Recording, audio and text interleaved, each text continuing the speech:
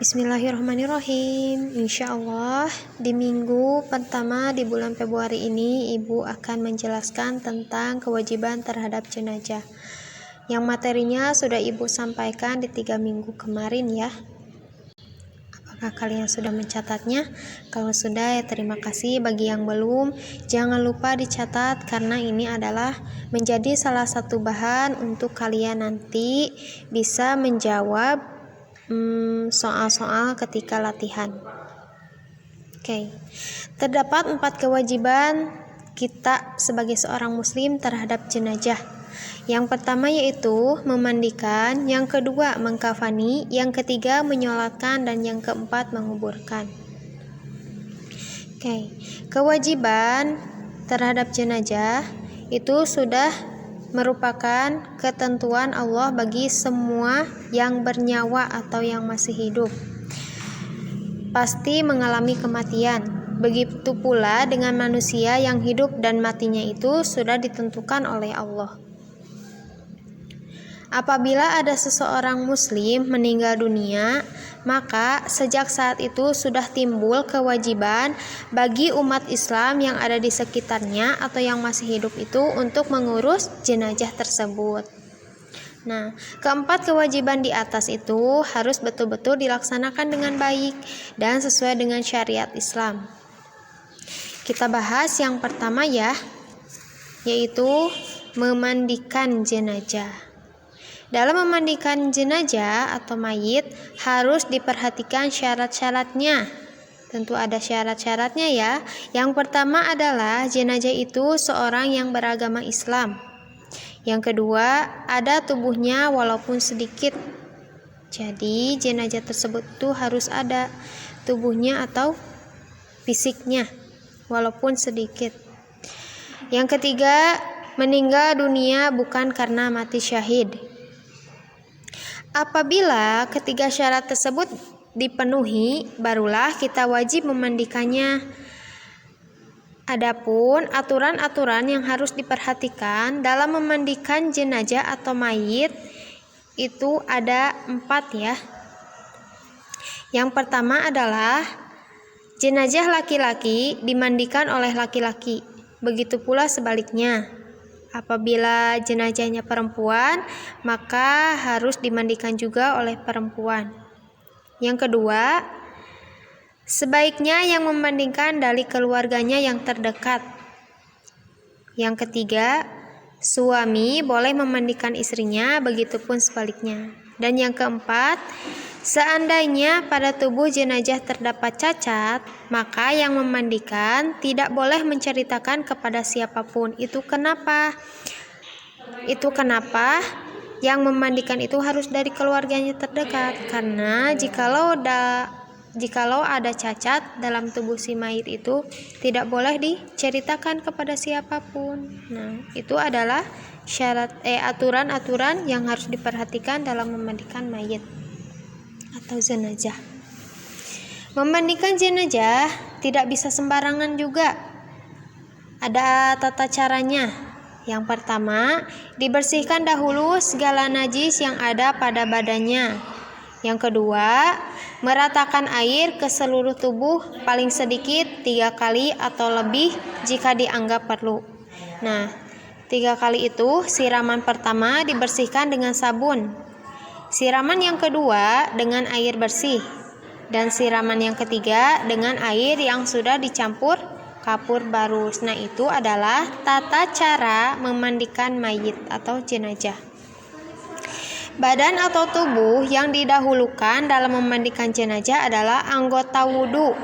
Anggota wudhu itu terdapat muka, kepala, tangan, dan kaki. Kemudian seluruh tubuh sebelah kanan dan terakhir sebelah kiri. Itu adalah tata cara memandikan mayit, aturan-aturan dan syarat-syaratnya. Yang kedua yaitu mengkafani jenazah. Setelah jenazah selesai dimandikan, laki-laki disunahkan mengkafaninya sampai 3 lapis kain. Sedangkan bagi jenazah perempuan disunahkan menggunakan 5 lapis. Masing-masing berupa sarung baju, kerudung, dan 2 lapis yang menutupi seluruh tubuhnya. Disunahkan berwarna putih dan baru, serta diberi wangi-wangian. Boleh minyak wangi, boleh kayu putih, atau boleh pakai kapur barus ya.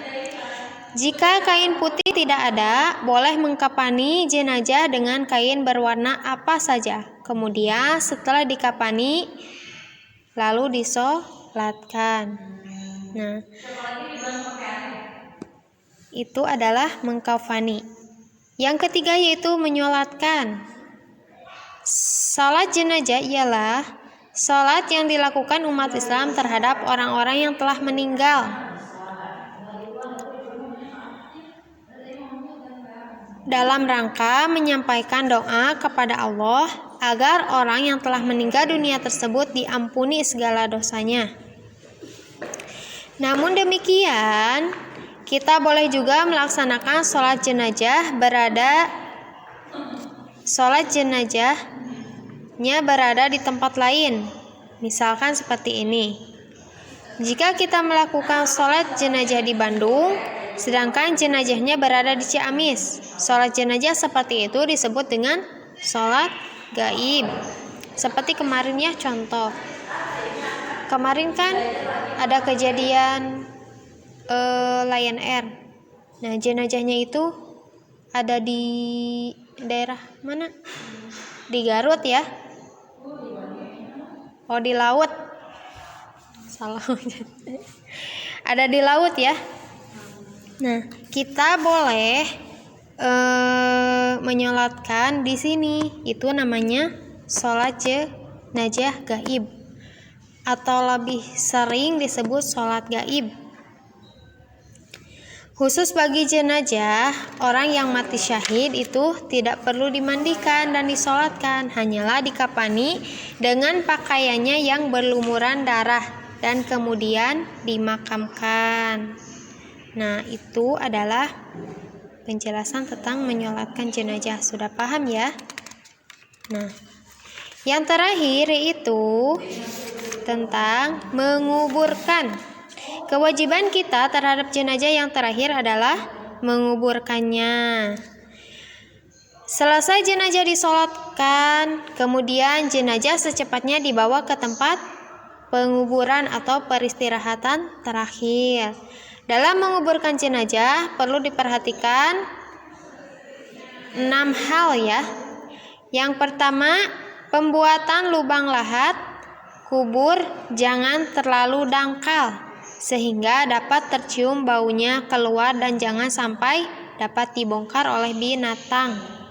Nah, karena tubuh kita sudah tidak bernyawa, seperti misalkan ikan sudah mati pasti tercium baunya. Begitupun manusia juga sama seperti itu.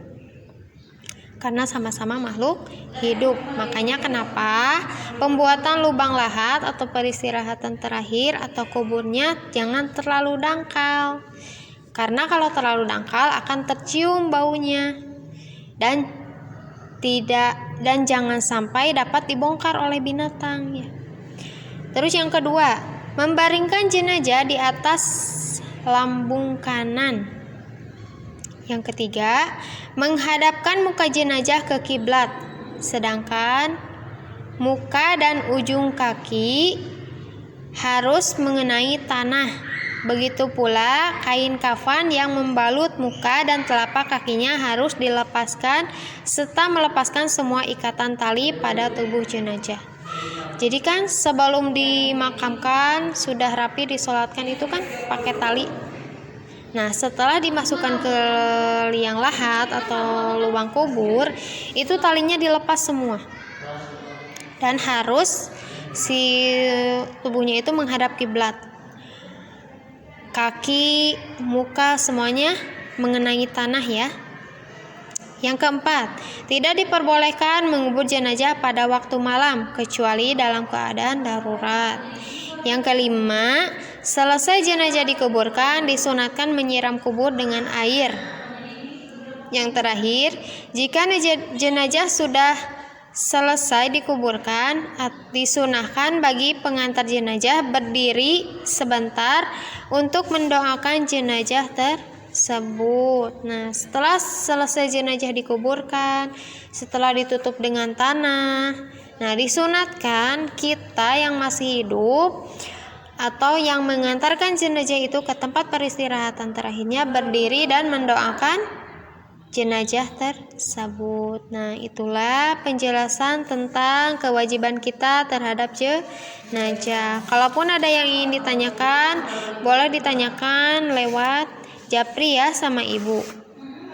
Insya Allah Ibu standby di HP. Oke, terima kasih. Wassalamualaikum.